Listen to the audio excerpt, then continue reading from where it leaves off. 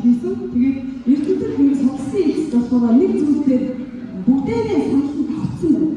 Энэ юу гэсэн бэ гэхээр хүний гэдс ирүүл байх юм бол хүн урт насалж удаан жаргаж өвчөж олдоггүй бас хөшөлтгүй байна гэсэн үнийг олж татсан.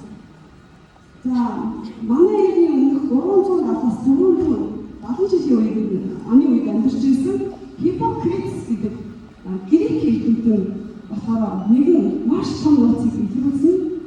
Бүх өвчин гитснээс эхэлтэй юм байна. Хэрэг бидний гиз ирүүл байхад бол хүн ирүүл байх юм байна. Харин гитс маань ингээд өвчтэй байх юм бол хүн ирүүл биш байх батнаас чадахгүй байна гэсэн үнийг олсон юм. За тэгвэл ирүүл гитс маань бидний ирүүл гитс ямар байдаг вэ? Маш тоног, гүйлсгүй, мөрчгөө за яг ихний харагдаж байгаа зураг шиг ийм байдаг. Харин бидний одоо энэ сүүлийн үед нийгмийн маш их өөрчлөлт, их самбарууд байн шиг юм татварт амьдарч байна гэж хэлдэг байхгүй. Ийм амьдралд амьдарч байгаа хүмүүс яадаг вэ? Нөгөө ирүүл байдал маш богино чинь. Тэгээд үүнээс болоод буруу хоолой, стресс, нойрмоглоос үүдтэй маш их нөгөө бүдүүн болоод хатгаалууд маш хүртэж байгаа гэсэн гарсан юм. Тэр бидний гитс маань ирүүл байх юм бол бацис зохицуулдаг тийм хаос үсгийн шин хижээгийг бидэртүүлдэг. Тэр ихтэй бидний гитсэн дархлааны 70% эсийг алгах байдаг учраас бас бидний дархлаа бүртгийн гитс маань хавагдж идэг. Бидний амьсгалж байгаа, зүрх зүрхэж байгаа, одоо цусмаа нэг эргэлдэж байгаа, толгой тарих ажиллаж байгаа бүх зүйл маань бидний гитс холбоотой сашгүй холбоотой байдаг. Тэр ихтэй гитс бидний өвчтөй байгаа, бидний өвчтөй байгаа бүх гитс маань бидний илэрхийлдэг. Мөн гитсээс дамжуулаад бид нар ирүүл болох боломжтой. Тэр гитс холбоотой ерөөсөө сүүлийн судалгаа бидний мэдрэл бүх бие сэтгэл санаа хүртэл гитс холбоотой юм байна гэсэн судалгаа гарч байгаа. Тэгэхээр бид нар ирүүл гитстэй байх ямар чухал юм бэ гэдгийг эндээс харж болно.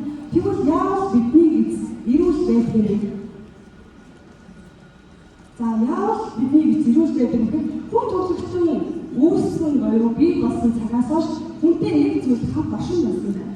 Энэ юу оршин байсан бэ гэхээр бичил бэлтгэн буюу бактери хүний биетэй бас бидний орчинд байсан ялангуяа хүний бие буюу хүний гитсэнд маш их хэмжээний амьд биетүүд амьдардаг хэмжээ.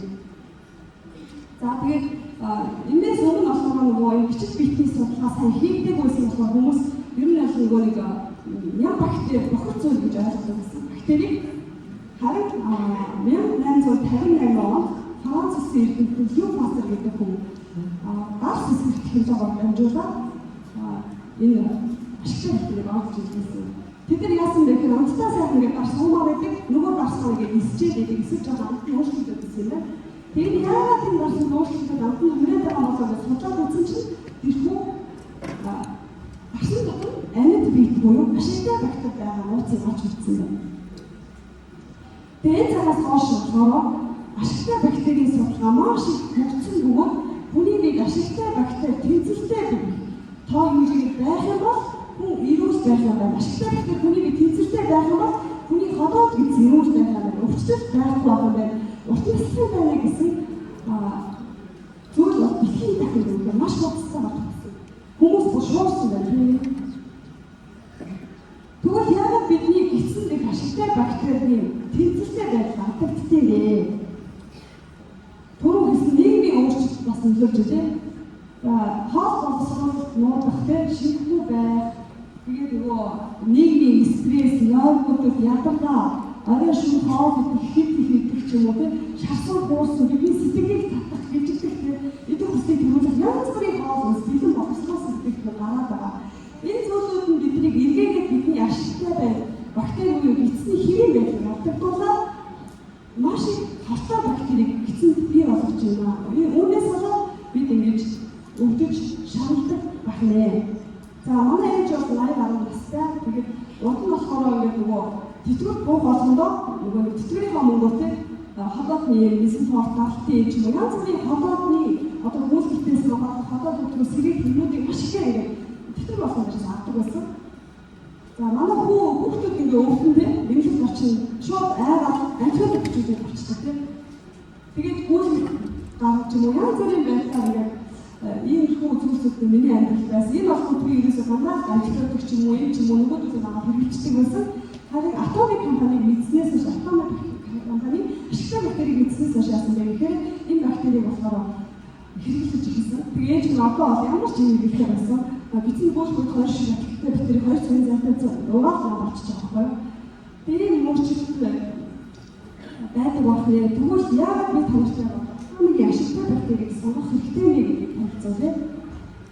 Яагаад атомикийн ашигтай бактери гэж агуулж зөндөө ашигтай бактери гэж тэгвэл яагаад энэ вэ гэдгийг тооцох одоо шинжлэх ухааны үндэслэл тайлбарж өгье.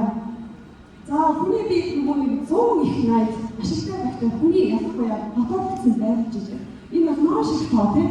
Үүний 85% ашигтай бактери 15% ашиггүй бактери байх тохиолдолд хүний бие ирүүл амш өвчнгүй бас ингээд ортосдаг байна. Гэтэл яг нэг дундын бактери гэж нэг харагдаж байна тийм. Энэ юу вэ гэвэл дундын бактери бүхэл бүтэн 60% ашиггүй бактери 15% үздэг гэж хэлдэг. Агын ашигтай бактери 20% гэж хэлдэг нэ. Тэгээд энэ дундын бактери бие хэрэг зөв хоолтой зөв одоо нөгөө хэрэгтэй хоолойдоо идээд тэ нойрмод стресс энэ төрөй байхгүй зөв ирүүл байх юм бол энэ дундын бактери маань ашигтай бактерийн хувийг нэмээд 85% болдог. Тэр би буруу хоолтож буруу зуршилтай тэ өдөр шөнөгүй орой их хоолой гэдэг ийм байгаад ч юм уу стресс ихтэй байх юм бол дундын бактери ашиггүй бактери болоод өвчлөлийг үүсгэдэг байх нэ. Тэгвэл бид нар яах вэ? Яавал бид энэ ашигтай бактерийг нэмэгдүүлэх вэ те? За энэ Оросын эрдэмтэн Эли Вичнова гэдэг хүн маань 1907 онд тэр ямар судалгаа хийсэн бэ гэхээр хүн өвчлөд байгаа хөгшрөөд байгаа бол мэдээж эцтэй холбоотой. Гэхдээ гипс дотроо нэг маш том зүйл болсон. Хүний эцэн дотор байгаа хортлоо буюу ашиггүй бактери ихтэй тохиолдолд хүн маш их өвчөж маш их өөрсөд давтаж таалагдах чихрийн шижээлэгтэй маш их өвчнөд хүний ихсүүр нь олдгийн дараа орж тогтоогоо тэгвэл яавал энэ ашиггүй бактерийг ашигтай бактерийг би ашиггүй бактерийг би ашигтай бактери болдог гэсэн судалгаа хийсэн. Тэгээд ерөөсөө тосгод бүрээр яваад тэр улс орнд бол ингээд судалгаануудыг хийж үзээд нэг улс орнд очсон чинь тэр балгаар юм байна да. Хүмүүс нь маш залуу байсан гэж байна. Харцангуй залуу ирүүл байсан. Тэгээд тэр хүмүүс яг энэ харцангуй залуу ирүүл байгаа болоо гэж судалгаад үзсэн чинь энэ хүмүүс ерөөсөө хөгжсөн залууг нэг зүйлийг идэх байсан таг байсан юм. Тэгээд тагийг судалсан чинь таг нь их ашигтай бактери байсан. Энэ ашигтай бактери хүн эзэн чинь нөгөө ашигтай бактерийг ашигтай бактери болоод нэмэгдүүлж байгаа. Ийм гайхалтай үр дүн олж харсан байна. За тэгвэл энэ хүү ашигтай бактери буюу лактобактери нь атомын дотор байгаа зогсохгүй 13 оны өөр бүхий 3 ашигтай бактери нэг удаа хийгээд өчсөн байна. Тэгээд бас атомын бактерийг сонгохын шалтгаан бол гадаа болохоор яг ганц 2 оног ч юм уу гүйлгэлт хийсрэг ч юм уу эсвэл антибиотик хэрэглэдэг бактери ч юм уу энэ хүү одоо байж байгаа. Эсвэл омог найраа зөвхөн 5-6 оног ч юм байдаг бол атомын бактери болохоор бүхэл төрлийн 12 өөр бүхий ашигтай бактерийг багтагаад орчихсон. За нэг хотод 3 тэр бомбч тийм. За тэгээд ер нь нөгөө нэг бактерийг одоо ашигтай бактерийн сул тал нь юу гэхээр халуун болон ходоодны хүчит эсэргүү гэдэг. Тэгээд нөгөө нэг ингээд зарим бактерийг уухад ингээд 3 тэр бом ашигтай бактери уухад ингээд дулаанд ингээд өгчиж явсараа ходоодны хүчит үхээд тэнгуүтэй хамгийн сүүлдээ ингээд нөгөө бүдүүн нарийн гисэндээ ерөөсөө 90% нь үхээд 10% эцэнд очиж байгаа. Гэтэл атомын бактерийг та яагаад угсдаг вэ? 3 тэр бактери маань үхэхгүйгээр бидний биеийн халууныг дамжаад ходоодны хүчийг даваад нарийн болон бүдүүн гисэнд очиж үүрчиж тэгээд тэд байгаа хот бактериудыг устгаад ашигтай бактерийг нэмэгдүүлдэг юм гайхалтай үйлчлэг буюу онцгой технологиудыг авсан байна. За эхний технологи нь болохоор капсултай. Ашигтай бактери яагаад өгөхгүй байгаа вэ гэхээр хоёр дахь капсултай буюу тэр ашигтай бактерийн нэг тэр бүх олон даваануудыг даваад гисний болон үрттэй одоо хөлтэй газар очиход нь хамаатай дахиад капсултай юм байна. Мөн хөгжим юм сүг хүчний капсулыг хадгалах шаардлагатай байдаг гинэ. Харин манай энэ атомын бактери болохоор дахиад капсултай болохоор та тэрийг хөгжим хадгалахгүй байсан гэсэн гээр хөдөө амлах зугаалал ажил мөч юм хаана нэ ерөөсөө хэрэглэх боломжтой энэ бактери өгчгүй байна. Хоёрдугаар BOS SARS буюу энэ технологи байгаа. Энэ технологи нь ямар технологи вэ гэхээр 40 жилийн турш судлагдсан ийм технологи тэгээд ерөөс 40 жилийн туршлагаараа 5 жижиг амьтан хүндээ туршилт хийгээд 3 тэрбум буюу тэр ашигтай бактери маань өгөхгүйгээр хүний одоо нөгөө эцсийн зорилго байна. Өдөө нарийн эцэнд хүрээ ашиггүй бактерийг ашигтай бактери болгох ийм бактери байна. Хүн дээрээс нь түрүү харах юм бол маш олон төрлийн жимс байгаа байсан шүү дээ. Ашигтай бактерийн судалгаа хөгжиж өгсөн хүмүүс бас нэг зүйлийг олж үзсэн байна. Энэ юу вэ гэхээр ашигтай бактери чинь амьд бит байхгүй юу? Тэгвэл амьд битээ айдаг учраас хооллон үлсдэг гинэ. Тэгвэл ашигтай бактерийн хоолны асуудлыг шийдээд өгчих юм бол энэхүү бактери маань амьд байгаад цаашдаа олон мэдлэгтэйгээр өсөж үржих боломжтой юм нэ гэсэн.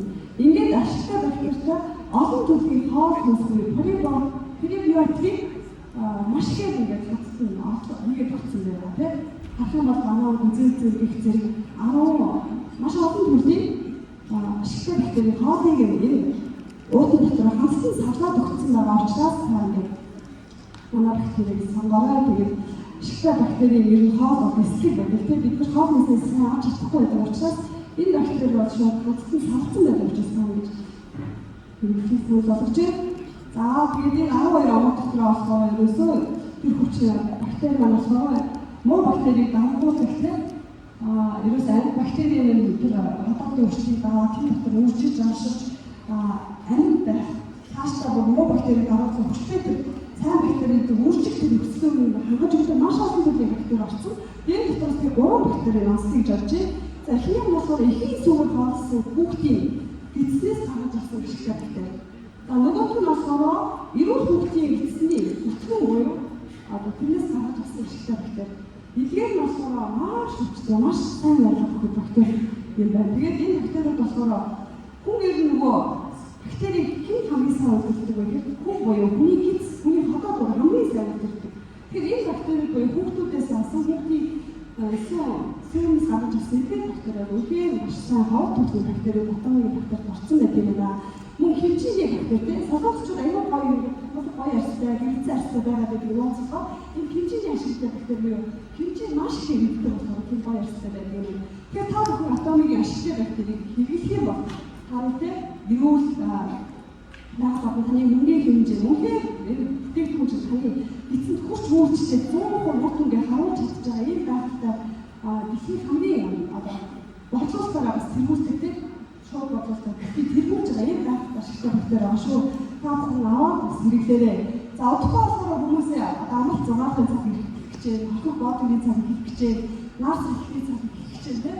Тэгвэл та бүхэн энэхүү ашигтай бактерийг өдөр тутмын цэнхэндээ хаасаа авч аваад өдөр бүр өөрийнхөө холоо бичсэн эрүүл мэндийг хамгаалаарай. Тэгэхээр бол та уртасч тийм удаан жаргах нэ шүү гэж.